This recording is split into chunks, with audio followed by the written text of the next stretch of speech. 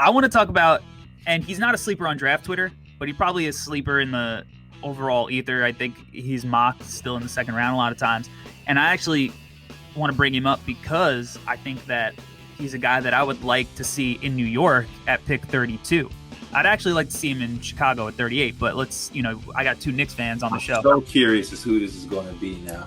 Because I feel like he's a Tibbs guy. It's Miles McBride. Yeah. Yes. Yeah. Yes. Everybody on draft, I don't quite like him the way draft Twitter does, but I do like him. He's a guy that, like, I don't know, he's got New York written on him, like feisty small point guard. I mention it a lot when I talk about like Tibbs and the type of guards he likes and has success with, and you could add quickly to that list. It's these small guys who can kind of get their own shot, have length, are quick. John Lucas III, DJ Augustine, Nate Robinson. Obviously, Derrick Rose the outlier, but like he just has like this kind of guard that he's able to get the most out of, and I feel like McBride could really fit into that mold. P, if at 32, Miles McBride to the Knicks, are you happy or what? I'm happy because first and foremost, I got a shout out to D Mills from my podcast, Through the Wire podcast. He said that yesterday, like, P, Miles McBride, I love him. He seems like a Dibs type of guy. So shout out to D Mills. He literally said that yesterday. Secondly, I'm so against the Knicks using 19 or 21 on a guard because there's so many guards that could be available at 32. So this helps that case. Third, he's a West Virginia alumni. We're big West Virginia fans here because my cousin Javon Carter went to West Virginia, so he's cut from that cloth. And he's just exactly what you said. He fits that mold. He can guard. I like his jump shot. He has his jump shot reminds me of how he gets it off and how it looks a little bit like Oladipo. It's just like real smooth. And yeah, we can. I haven't thought about getting him at 32 because I just don't think he could be there. But I like him with the Knicks. I like him a lot. He's very simple. It's not much to really dive into because he's going to guard. He can play off the ball, on the ball. Trying to think of things that I maybe didn't like from him. Maybe he took a lot of subtle mid-range shots, I guess. Yeah. But I would expect that if he's playing with the Knicks and on the Thibs, he won't have those type of opportunities. And I don't know if he's going to shoot it as good as like a Quickly, maybe. But yeah, he has a pedigree to him of. He was actually a better number one option for them than I would have expected this past year. I won't lie. Like I've seen Miles McBride on that team for a while, and I always just thought of him as defensive first guard. But he actually, I won't lie, over the years he's brought his offensive side to the defense a little bit.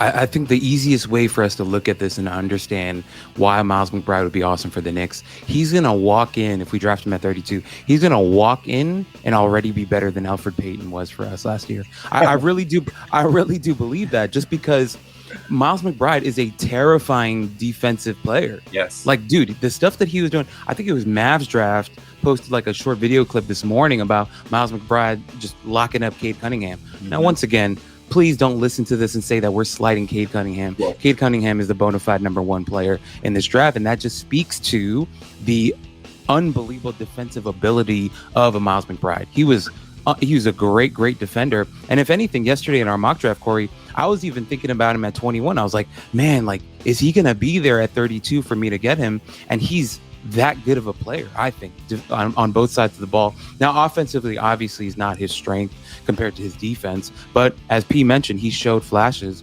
And so if he's there at 32, now here's the interesting thing, though. Like, if the Knicks end up taking, like, let's say Trey Murphy's there at 19, like he was in our mock draft, and then we end up with, like, I don't know, Isaiah Jackson or Jared Butler at 21, then things get interesting, right? And P, I know you said you're kind of against us taking a guard at 19 or 21, but, like, if Jared Butler's there at 21, I think he's hard to pass.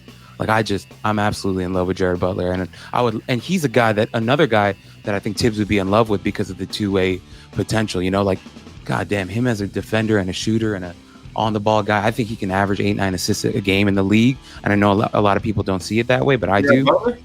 Yeah, Jared Butler. Yeah, Okay. no, I'm serious. Like, I think he shared that backcourt with Davion and the white dude with the mullet. Like, a lot of the playmaking was divvied up amongst the three of them. And I think you put Jared Butler as your lead guard in the NBA, I think he could do a lot more. So I did want to throw that in there as a fellow Knicks fan. Like, if Jared Butler's there at 21 and we take him there, dude, we should be excited. Like, he is so damn good. I'm not mad at that at all if we take him. I just know that when Thibs, and it could just be bullshit, smoke screen or whatever. He talked a lot about wings that could shoot when they interviewed him. So as a Knicks fan, I just didn't want to get my hopes up because I like a lot of these guards. I like Trey Mann. I mean, defensively, he's not these guys, but I mean, the shot creation, the range, and everything, I wouldn't mind him either at 6'5". Jared Butler. What I like about Jared Butler is I think we kind of, if he did the 8 or 9 assists, would be a surprise to me. But I think I know what I'm getting with him. And I think I can count on Jared Butler. That's the type of player. I like skilled players. I think it's fun with upside. Like I like Greg Brown's too, with some upside and some potential. Oh, wow. He popped on the screen. He had holy shit moments. Yeah, he did. So I get why people are interested in that. But if I am a GM, I'm always taking skill over upside for the most part. Unless I'm at, what's the fourth pick that the Knicks have? Is like 56? 58. 58. Greg Brown wouldn't be around there. But if I had like a 40th pick and Greg Brown was still around, I have no choice but to take it. But for the most part, to give me skill. When I look at Trey Murphy, I need him. Chris Dartley, I need him. Yeah. Jared Butler, I need him. Who else do we talk about? Deuce McBride, I need him. Just give me skill versus like 40-inch vertical. And if we get his offense to catch up to his athleticism or his defense, he's gonna be scary. No, give me pass, dribble, shoot, and even if you can't one-on-one lock a man down, if you know where the hell to be, I'll take that. You know what I mean? So I like skill.